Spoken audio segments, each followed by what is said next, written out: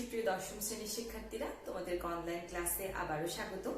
গত ক্লাসে আমরা নত্যবিধান পড়েছি।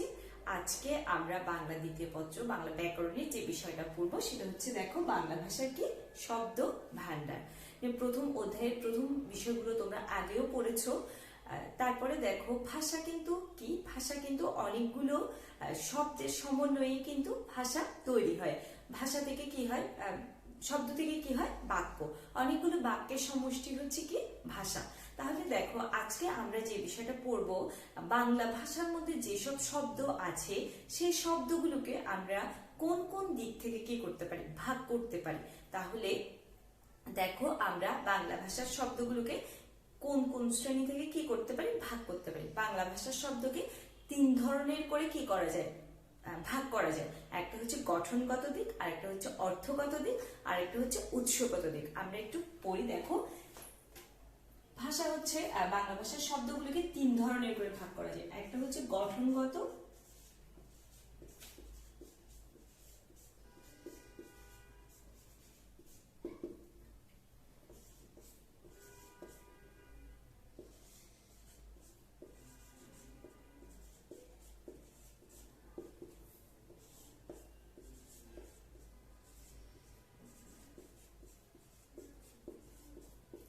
দেখো, বাংলা ভাষার শব্দকে তিন ধরনের, তিনটা পর্যায় থেকে ভাগ করা যায়। একটা জিনিসকে যেমন আমরা এক এক দৃষ্টিকোণ থেকে দেখি, ঠিক সেরকম তিন ধরনের দৃষ্টিতে শব্দ হচ্ছে তিন প্রকার। একটা হচ্ছে গঠনগত দিক, কিভাবে গঠিত হয়েছে সেই ক্ষেত্রে সেই দৃষ্টিকোণ থেকে। আরেকটা হচ্ছে অর্থগত দিক, অর্থের বিচারে শব্দ কয় প্রকার হতে পারে। আরেকটা হচ্ছে কি উৎসগত দিক, উৎস মানে উৎপত্তি কোথা থেকে হয়েছে, সে দিক থেকে, মানে মোট তিন দিক থেকে শব্দকে কি করা যায়, ভাগ করা যায়। তাহলে দেখো, গঠনগত দিক থেকে শব্দ হচ্ছে কয় প্রকার। গঠনগত দিক থেকে শব্দ হচ্ছে দুই প্রকার। গঠনগত হচ্ছে দুই প্রকার। এরপরে দেখো, অর্থগত।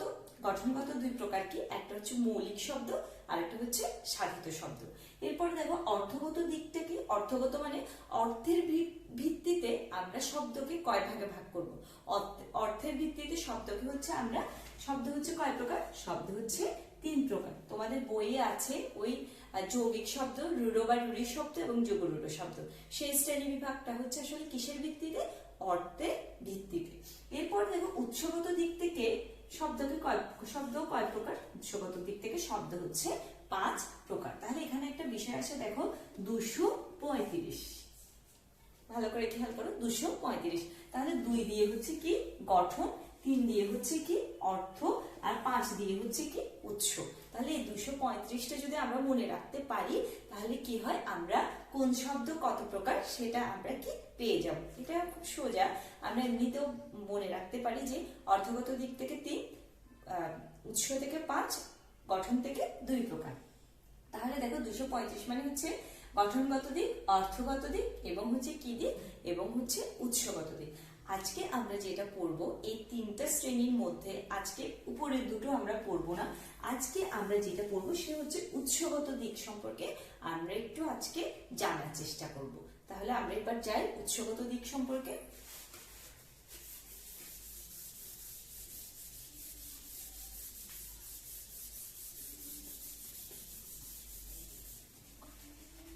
উৎসগত দিক থেকে শব্দ হচ্ছে 5 প্রকার।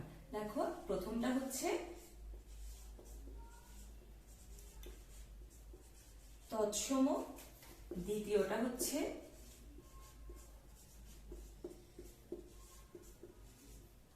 অর্ধতৎসম, তৃতীয়টা হচ্ছে তদ্ভব, চতুর্থটা হচ্ছে দেশি, এবং 5 নাম্বারটা হচ্ছে কি বিদেশি। দেখো, উৎসগত দিক থেকে শব্দ হচ্ছে কয় প্রকার। উৎসগত দিক থেকে শব্দ 5 প্রকার: তৎসম, অর্ধতৎসম, তদ্ভব, দেশি, বিদেশি। তাহলে এই প্রথম যে 3টা শব্দ লিখেছি, প্রথম যে 3টা প্রকারভেদ লিখেছি, এই 3টার মধ্যে পরস্পরের মধ্যে একটা কি রয়েছে, সম্পর্ক রয়েছে। সেজন্য আমরা পাশাপাশি রেখে 3টা শব্দের মধ্যে কি পার্থক্য, কি মিল, সেটা আমরা একটু জানার চেষ্টা করব। এই দুটো শব্দ সম্পর্কে আমরা পরে জানবো। তাহলে দেখো,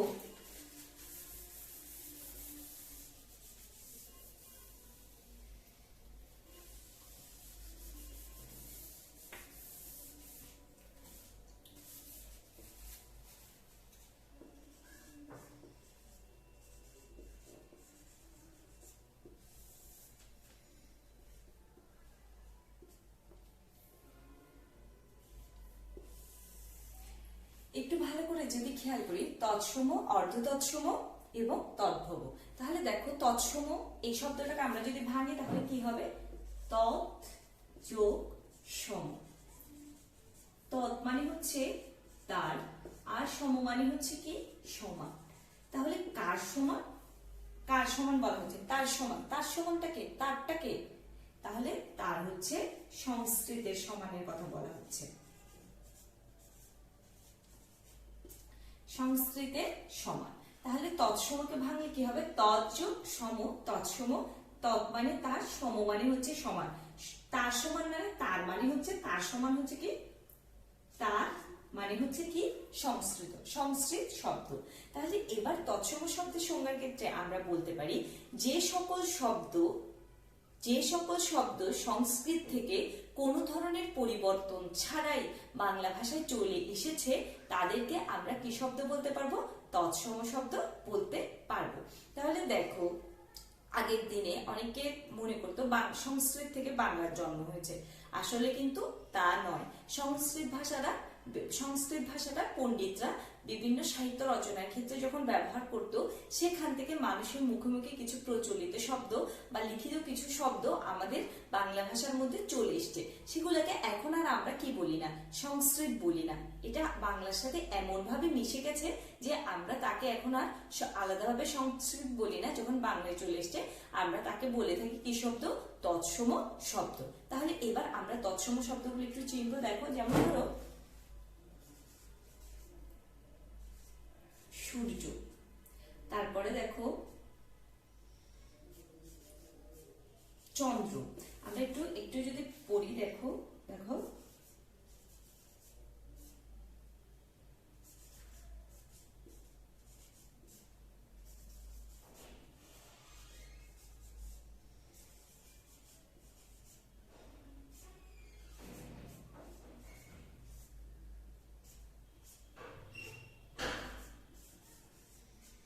একটা জিনিস খেয়াল করো, এখানে দেখো চন্দ্র, চাঁদ, মৎস্য, মাছ, হস্ত, হাত। চন্দ্রটা হচ্ছে পুরনো শব্দ, চাঁদটা হচ্ছে নতুন শব্দ, মৎস্যটা হচ্ছে পুরনো শব্দ, মাছটা হচ্ছে নতুন শব্দ, হস্তটা হচ্ছে পুরনো শব্দ, হাত হচ্ছে নতুন শব্দ। এই যে কোনো ভাষার মধ্যে যে পুরনো শব্দগুলো আছে সেগুলোই আসলে কি শব্দ? পুরনো যে শব্দগুলো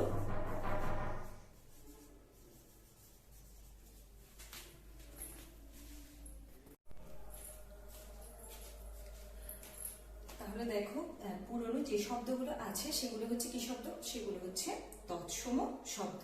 তৎসম শব্দ চেনার কতগুলো উপায় আছে, সেই উপায়গুলো কি আমরা একটু দেখি।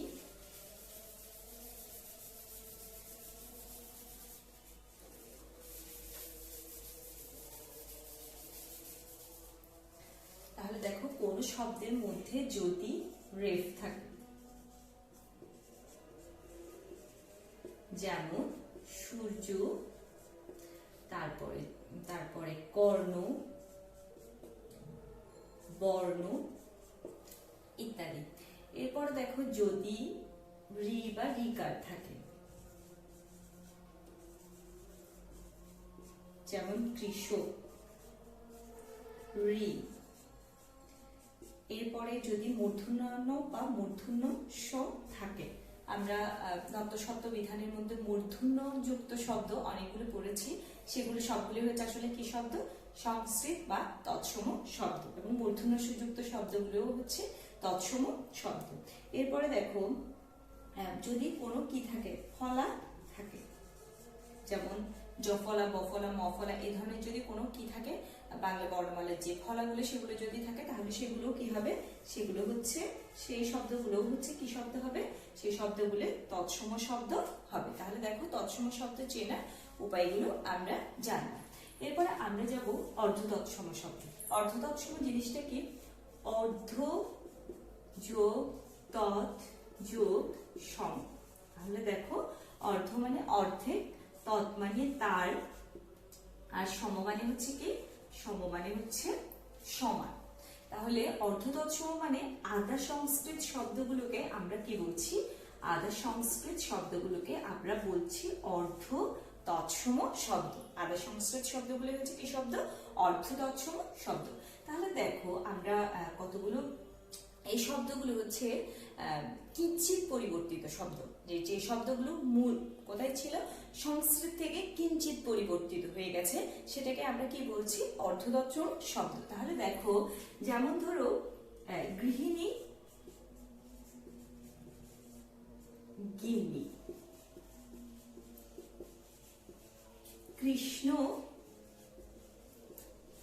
কাষ্ঠ। দেখো, এগুলো হচ্ছে কি শব্দ, এগুলো হচ্ছে সংস্কৃত শব্দ। এগুলো হচ্ছে কি, এগুলো হচ্ছে অর্ধ তৎসম শব্দ, মানে কি, এগুলো হচ্ছে পরিবর্তিত হয়ে গেছে।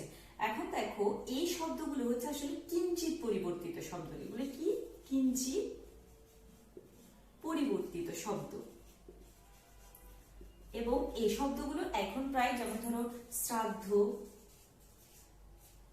ছেড়াদ্দ, এই শব্দগুলো কিন্তু আমরা কি করি না, আমরা কিন্তু এখন ব্যবহার করি না। এই শব্দগুলো কি শব্দ, এই শব্দগুলো হচ্ছে অপ্রচলিত শব্দ।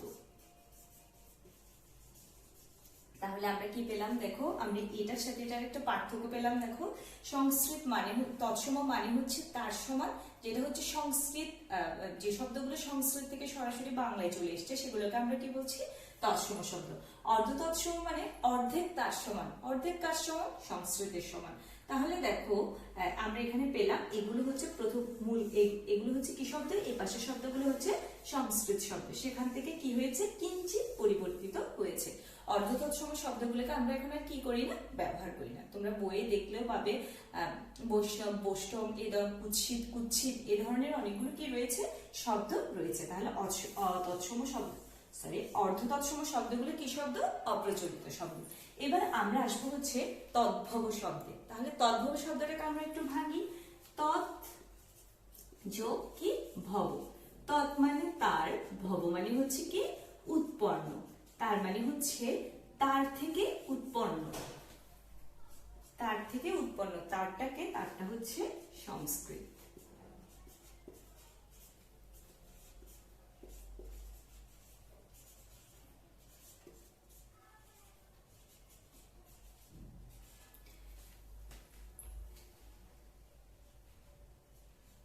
তাহলে দেখো, তদ্ভব শব্দ মানে হচ্ছে যেটা হচ্ছে কি থেকে উৎপন্ন, সংস্কৃত থেকে উৎপন্ন। যে সকল শব্দের মূল রয়েছে সংস্কৃতে, যেটা প্রাকৃতের মধ্য দিয়ে পরিবর্তিত হয়ে নতুন আরেকটা শব্দ হয়েছে, সেটাকে বলা হচ্ছে কি শব্দ, তদ্ভব শব্দ। আমরা শুরুতে এখানে কতগুলো শব্দ পড়েছিলাম, পুরনো শব্দ আর নতুন শব্দ। দেখো, চন্দ্র, চাঁদ, হস্ত, হাত, মস্তক,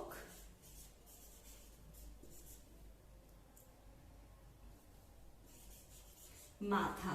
তাহলে দেখো, এগুলো কি শব্দ, এগুলো হচ্ছে সংস্কৃত শব্দ, আর এগুলো হচ্ছে কি, এগুলো হচ্ছে তদ্ভব শব্দ। তার মানে এই শব্দগুলোর মূল পাওয়া যায় সংস্কৃতে, যেটা পরিবর্তিত হয়ে নতুন রূপ লাভ করেছে, যে সংস্কৃত থেকে প্রাকৃতের মধ্য দিয়ে পরিবর্তিত হয়ে নতুন নতুন রূপ লাভ করেছে, সেগুলোকে বলা হচ্ছে কি, সেগুলোকে বলা হচ্ছে তদ্ভব শব্দ। যে সকল শব্দ বিবর্তনের মধ্য দিয়ে কি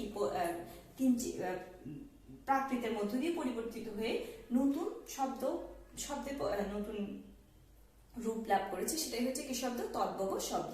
তদ্ভব শব্দগুলোকে খাঁটি বাংলা শব্দ বলা হয়ে থাকে। তাহলে দেখো, আমরা আরেকটা জিনিস দেখি কিভাবে সেটা পরিবর্তিত হয়েছে, সেটা একটু দেখি।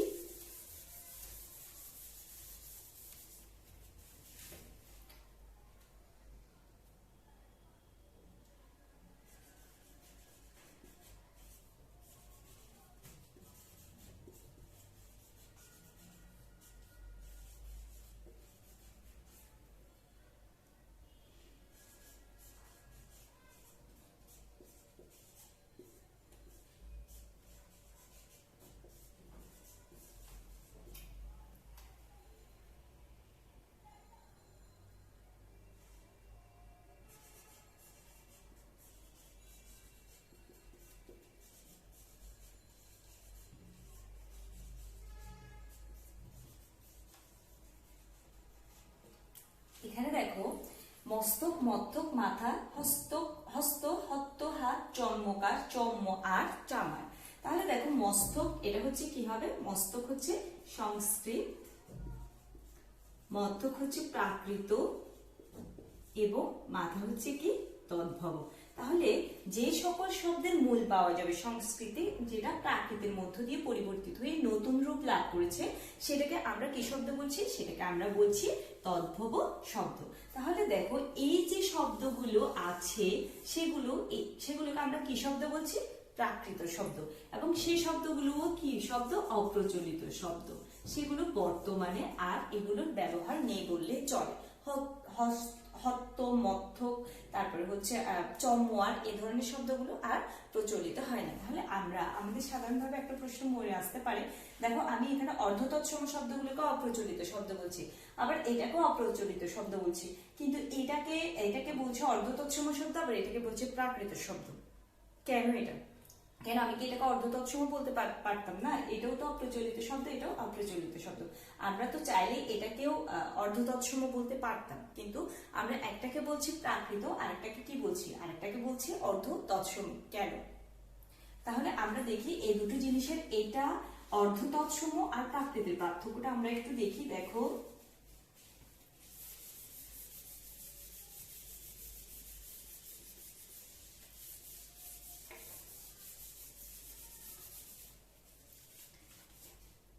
দেখো গৃহিণী, গিন্নি,